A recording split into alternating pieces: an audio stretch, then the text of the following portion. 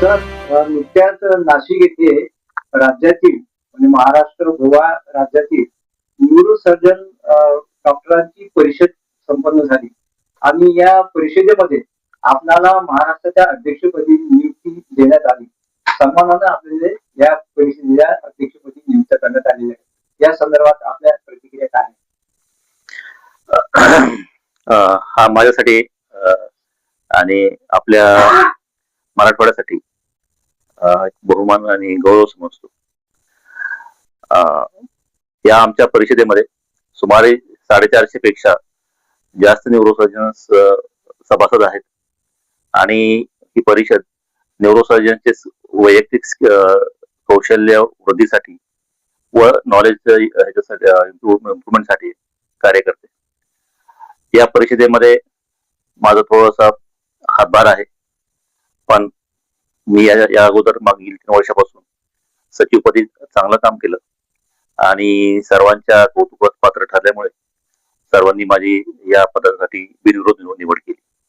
आपण यापूर्वी 2013 आणि 2014 मध्ये या परिषदेच्या पदावर प्रामुख्याने विशेष कामगिरी केलेली आहे. हो, त्या संदर्भात इसवी सन 2013 या साली या परिषदेचं मी आयोजन छत्रपती संभाजीनगर मध्ये केलं होतं. तो हा सुरुवातीच्या काळातला प्रयोग होता आणि आमची परिषद त्यावेळेस पूर्णपणे आकारास आलेली नव्हती. अशा नवीन ह्याच्यामध्ये आपण प्रयोग करून ती परिषद यशस्वी करणं हे खरंच एक आव्हानात्मक काम होतं.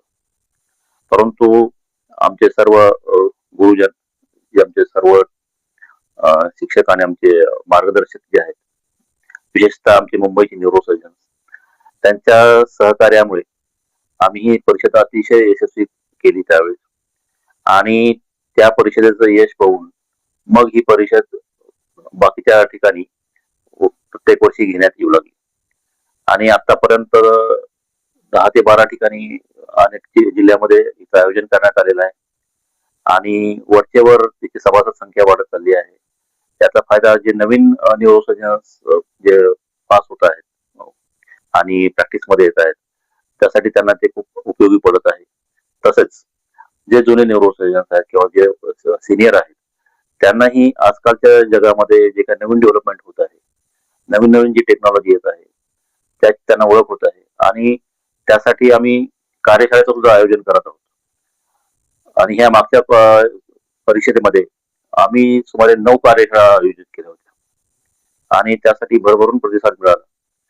त्यामुळे जे आजकाल ऑपरेशनसाठी मेंदूचे ऑपरेशन करण्यामध्ये किंवा मणक्याचे ऑपरेशन करण्यामध्ये जी आजकाल नवीन नवीन टेक्नॉलॉजी, जे नवीन तंत्रज्ञान आले, जे नवीन नवीन पद्धती आलेल्या आहेत त्याची सर्वांना ओळख झाली.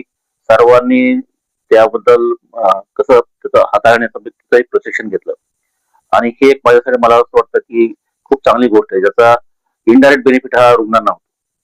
कारण जेवढी जास्त चांगली टेक्नॉलॉजी ही आणि तिथे येणारे हे न्यूरोसर्जन्स हे महाराष्ट्रातील पेरिफेरी मधून आलेले आहेत, अनेक जिल्ह्यातून आलेले आहेत. त्यामुळे हे जी टेक्नॉलॉजी किंवा हे तंत्रज्ञान त्यांनी इथं बघितलं आहे, आत्मसात केलं आहे, हे त्यांनी त्यांच्या जिल्ह्यात वापरलं तर तिथल्या रुग्णांसाठी त्यांना जास्त फायदा होत आहे. त्यासाठी त्यांना ह्या नवीन ऑपरेशनसाठी पुण्याला, मुंबईला किंवा तत्सम मोठ्या शहरामध्ये जायची गरज पडत नाहीये. तर हे मला एक खूप चांगलं त्यातून त्याचा हे वाटतो, आउटकम वाटतो.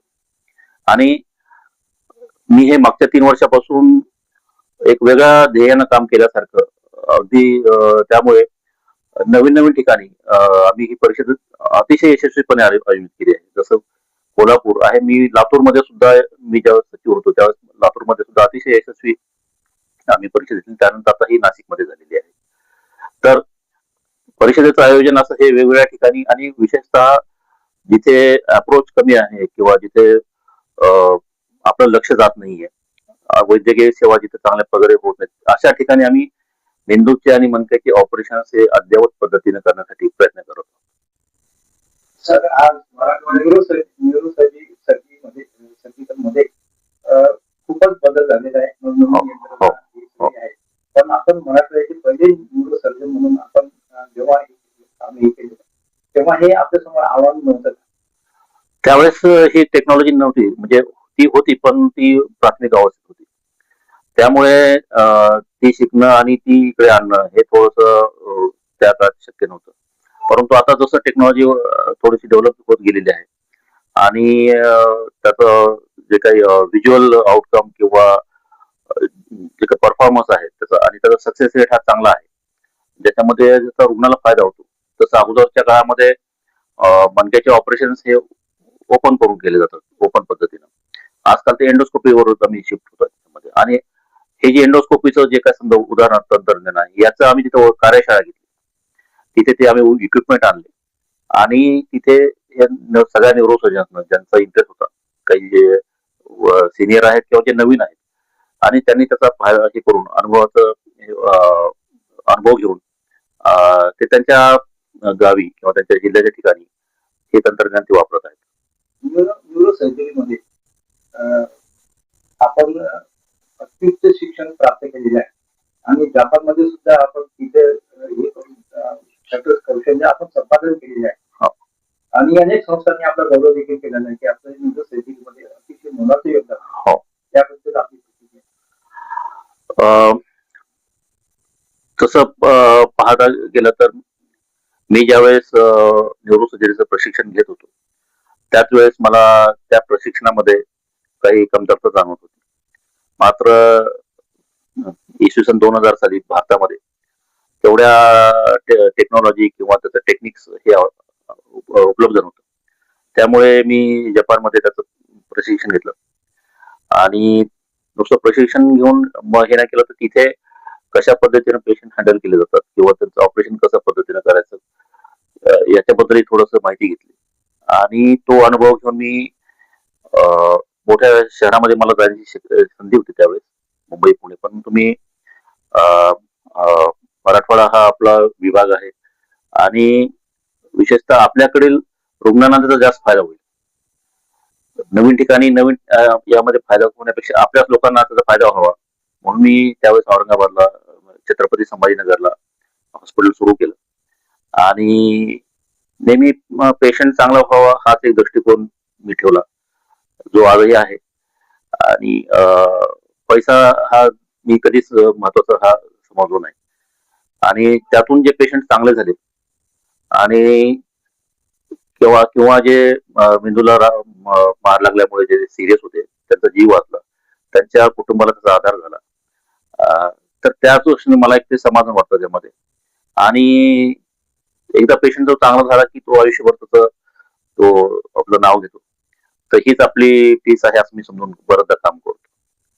आणि याच भावनेतून मला काही संस्थांनी पुरस्कार पण दिला होता की काही गरीब पेशंट माझ्याकडे ऍडमिट होते आणि त्या पेशंटला रुग्णाला मदत करण्यासाठी त्याच्या नातेवाईकांनी वर्तमानपत्रामध्ये जाहिरात देऊन चंदा गोळा करत होते, वर्गणी गोळा करत होते.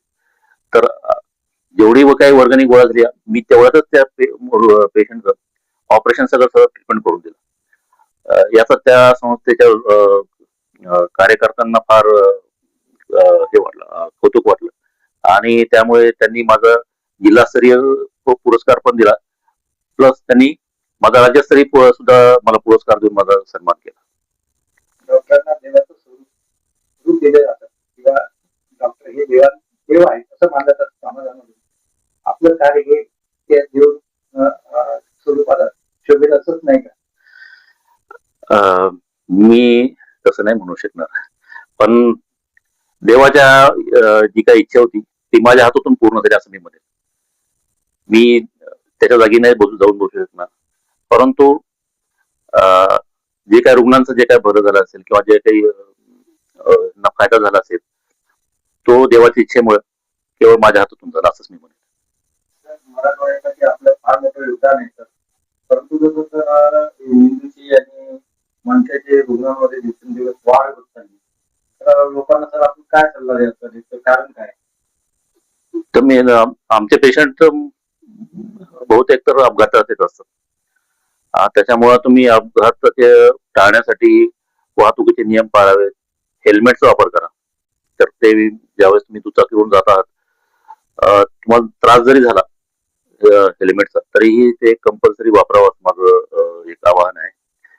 आणि बाकीचे जे काही आजार आहेत तर ते जसं हृदयविकार वाढलेत तसेच ते मेंदूविकारावर पण वाढलेत. त्याच्यामध्ये मेंदूचं पॅरालिसिस किंवा मेंदूचं रक्तस्राव होणं हे पण आजार आहेत. तर त्याचा आपल्या जीवनशैलीशी संबंधित आहे. त्याच्यामुळं रोजचा व्यायाम, आहार चांगला आणि जंक फूड घेऊ नये.